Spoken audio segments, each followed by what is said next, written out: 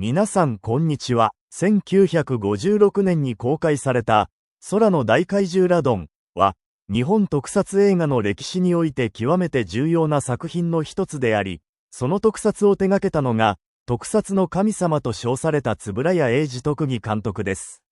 本作は、今日のような CG や SFX、さらには AI 技術が導入される以前の時代に、人の手とアイデア、そして膨大な時間と労力によって生み出された特撮映画であり、その映像表現の完成度と迫力は、今なお多くの人々に深い感動を与えています。現在の映画制作では、あらゆる構図や非現実的なシーンもコンピュータによって自由自在に描くことができるようになっています。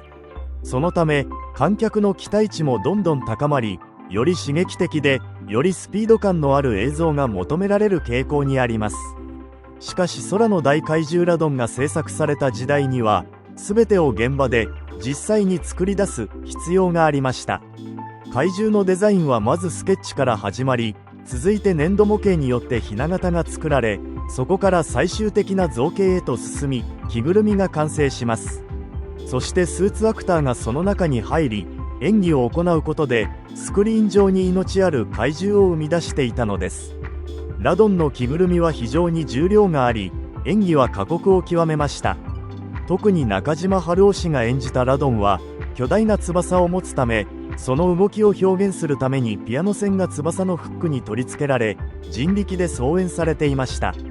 空中から舞い降りるシーンなど、当時としては極めて高度なワイヤーアクションが用いられ、危険と隣り合わせの撮影が行われていたのです。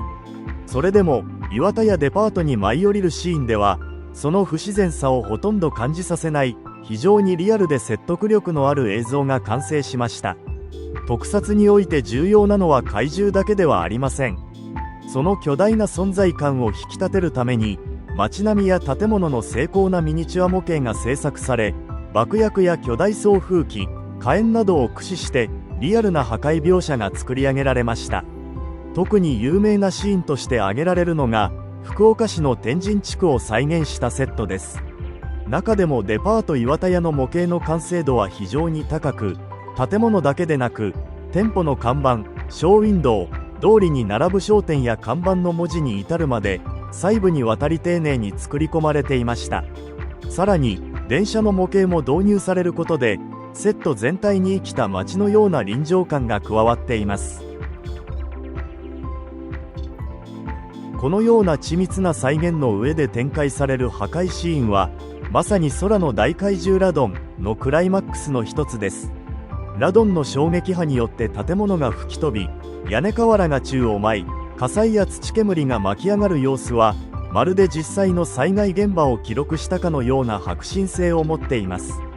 自衛隊員が木にしがみつきながらも強風で吹き飛ばされる場面などは、そのスリルと緊張感によって観客を強く引きつけます。電車や戦車までもが衝撃波で空中に飛ばされる演出からは、ラドンという存在の圧倒的な力が視覚的に伝わってきます。また、忘れてはならないのが、西海橋の破壊シーンです。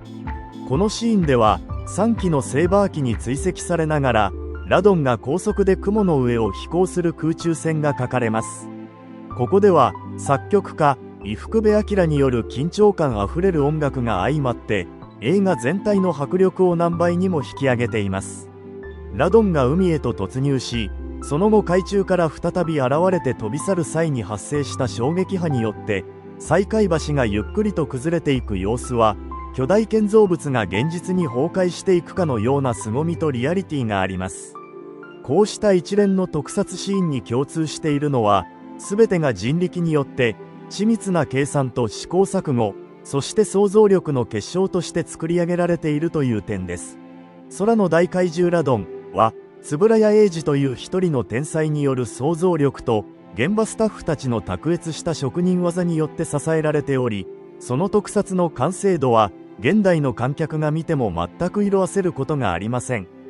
空の大怪獣ラドンは、まさに1950年代東宝特撮映画の中でも屈指の名作であり、その映像美と迫力は、映画史に永遠に刻まれるべき作品と言えるでしょう。